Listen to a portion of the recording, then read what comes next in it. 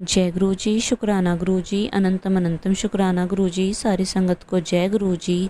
संगत जी, आज का सत्संग आंटी जी ने हमारे साथ शेयर किया है। अगर सत्संग शेयर करने में कोई भी गलती हो जाए तो माफ़ करना, और सत्संग पसंद आए तो वीडियो को लाइक करके चैनल को सब्सक्राइब करना, और सत्संग को ज़्यादा से ज़्यादा लोगों तक शेयर करना, ताकि गुरु जी की ब्लेसिंग सबको मिल सके। और आप भी अपना सत्संग शेयर करना चाहते हैं तो डिस्क्रिप्शन बॉक्स में नंबर और ईमेल आईडी दिए हुए हैं, आप वहां से कर सकते हैं। आइए सत्संग की शुरुआत करते हैं। जय गुरु जी, सभी संगत को जय गुरु जी। मेरा ही फर्स्ट सत्संग है। मैं अपना नाम नहीं रिवील करना चाहती। मैं यूएसए से अपना सत्संग अभी रिकॉर्ड कर रही हूँ। मैं यहाँ पे रहती हूँ। तो मैं पहले ये बताना चाहती हूँ कि मैं गुरुजी से कैसे कनेक्ट हुई। गुरुजी से मैं अपनी मम्मी के द्वारा कनेक्ट हुई। उन्होंने मुझे इनके बारे में बताया था, तो मैं बिलीव नहीं करती थी, और उन्होंने काफ़ी कोशिश की 6 महीने से। वो ट्राई करती रही कि मैं इनके बारे में देखूं, लेकिन मुझे यकीन नहीं था कि कब ऐसा भी हो सकता है। फिर भी उनके बार बार कहने पे मैंने इनके बारे में सर्च किया, इनकी हिस्ट्री देखी। जब मैंने वो सभी देखा, डोगरी विलेज से लेकर अब तक का जो उनकी सत्संग सभी के सुना, तो मैंने सोचा कि ये कोई मामूली बात नहीं है। ये ज़रूर कोई शक्ति है, परमात्मा है। ऐसा नहीं हो सकता कि सभी झूठ रिकॉर्डिंग कर रहे हैं ना। तो मेरे हस्बैंड, जैसे कि ये राधा स्वामी है, ये तो नहीं मानते थे। इनसे मैंने बात की, बोले कि ये सब फेक है, जो रिकॉर्डिंग है ये लोगों के द्वारा कराई होती है। क्योंकि आजकल ज़माने में आपको पता है कि विश्वास करना बहुत मुश्किल है ना। इतने पंडित और गुरुजी फेक बैठे हैं, वो लोगों को लूट रहे हैं। तो उनके लिए ये था, लेकिन मैंने जो इनके बारे में देखा तो मुझे तो यकीन हो गया कि ऐसा हो ही नहीं सकता हैगा ना, कि कोई तो बात है। फिर मैंने इनका मंत्र जाप करना शुरू किया। जब फर्स्ट डे था, जब मुझे पता चला, उसके नाइट टाइम ही मैंने मंत्र जाप किया। जब मैंने मंत्र जाप किया तो मेरा हार्ट रेट काफ़ी बढ़ने लगा, मेरी हार्ट साइड काफ़ी हैवी हो गई। मुझसे मंत्र भी जाप नहीं हो रहा था, जैसे कि कोई नेगेटिविटी थी, कोई बोझ था निकल रहा था, लेकिन मैं कंटिन्यू करती रही। उसके बाद मैं धीरे धीरे ठीक हो गई। ऐसे ही मैं उस दिन से लेके आज तक, अभी मुझे लगता है 1.5 मंथ ही हुआ है कनेक्ट हुई को। तो इस 1.5 मंथ में उन्होंने मुझ पे ऐसी कृपा की है, इतनी मुझे पॉजिटिविटी दी है कि मैं आगे आगे आपको संगत जी बताऊंगी। गुरु जी के आने से पहले मेरी लाइफ बहुत कॉम्प्लिकेटेड थी। मैं मतलब कि डिप्रेशन में, सैड, एनजाइटी, और मेरी हार्ट रेट बढ़नी, इवन मुझे थायराइड भी है, हार्मोन इनबैलेंस, बहुत ज़्यादा मतलब प्रॉब्लम थी। मैं मतलब छोटी छोटी बात सोचती रहती थी, ओवर थिंकिंग करती थी। बहुत सारे रिलेशन ऐसे हैं कि मुझे मेरे अपनों ने, रिलेटिव की तरफ से भी मुझे बहुत हर्ट, बहुत जनों ने किया है। उसको लेके भी मैं मतलब अलोन फील करती थी। तो मैं पंडितों के चक्करों में भी बहुत थी। मैंने बहुत पंडित मतलब कि कोई नहीं छोड़ा। सो पंडित भी मेरी कुंडली देख के यही बताते थे कि काल सर्प दोष है, पित्तर दोष है, ये सभी दोष तेरी कुंडली में है। सो तेरे साथ किसी का भी रिलेशन अच्छा नहीं रहेगा, तुझे लोग ऐसा ही ट्रीट करेंगे। तो मुझे मतलब कि इस तरह से फील करवाते थे कि मैं लाइक मनहूस हूँ। सो मैं खुद के लिए भी मैं बैड फील करने लगी। सो मैं नेगेटिव सोचती थी कि मुझे होना ही नहीं चाहिए था। तो ये चीज़ें थी मेरी लाइफ में चल रही। मैं अभी तो बहुत लंबी पास्ट है, बता नहीं सकती, इतना ज़्यादा लंबा हो जाएगा सत्संग। उसके बाद मैं बताती हूँ। ये गुरुजी ने, जब मैं इनका देखा कि इन्होंने बताया कि पंडित जो स्टोन्स देते हैं, जो सभी वो अपने करते हैं काम, वो सभी फेक हैं, ये नहीं हमें मोक्ष की तरफ ले जा सकता, हमें पॉजिटिविटी नहीं देता। उसके बाद मैंने उस दिन से ही छोड़ दिया।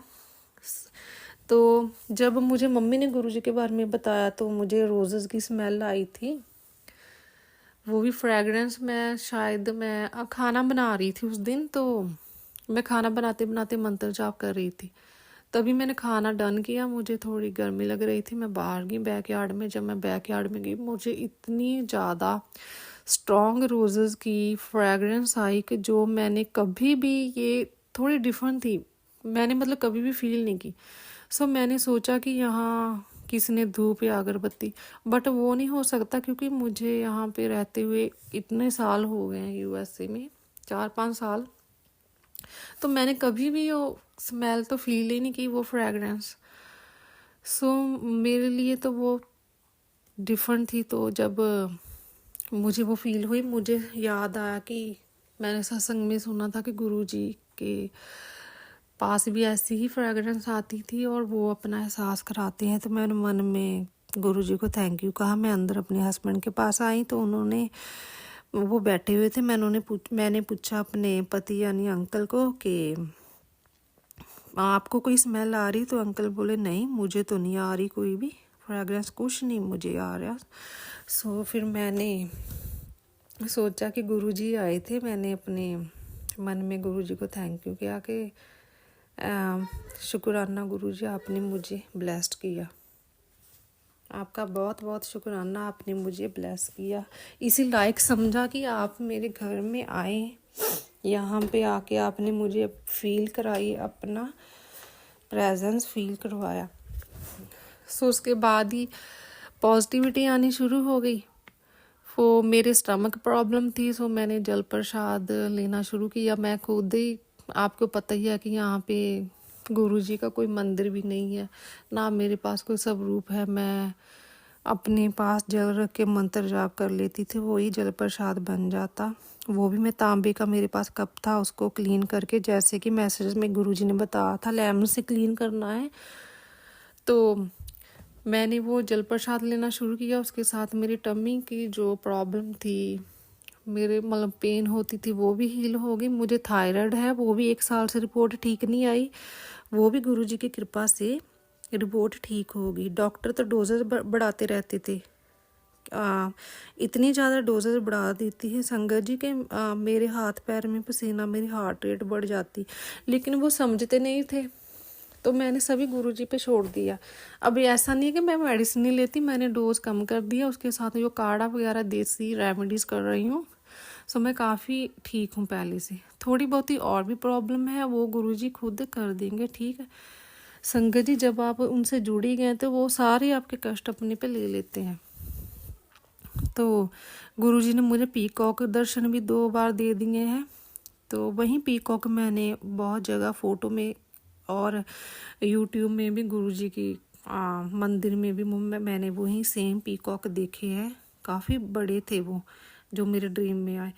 सो मुझे लॉकेट के दर्शन भी हुए हैं, बहुत सारे लॉकेट ढेर पड़ा हुआ है गुरुजी का, तो वो भी मुझे दर्शन हुए। थैंक यू गुरुजी, शुक्राना, अनंतम अनंतम शुक्राना जो आपने मुझे इस लायक समझा। वैसे मैंने आपको बताया था स्टार्टिंग में भी, मेरे रिश्ते नाते भी ठीक नहीं थे। काफ़ी लोगों से मुझे हमेशा लोगों की तरफ से नेगेटिविटी ही मिली है। तो पता नहीं, मेरे जिसके भी मैं क्लोज हुई हूँ सभी के साथ ही मेरा कुछ ना कुछ हो जाता था या मुझे छोड़ ही जाते थे।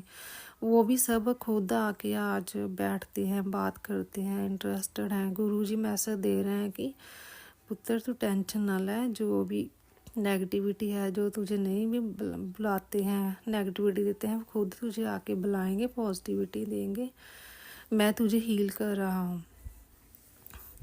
वैसे एक और बात मैं बतानी था कि मेरे हस्बैंड की सैलरी जो कम थी, तो मुझे लगता था कि इससे गुजारा नहीं होगा, वो भी टेंशन में थे हम दोनों, बट वो भी सारा सॉल्व हो गया।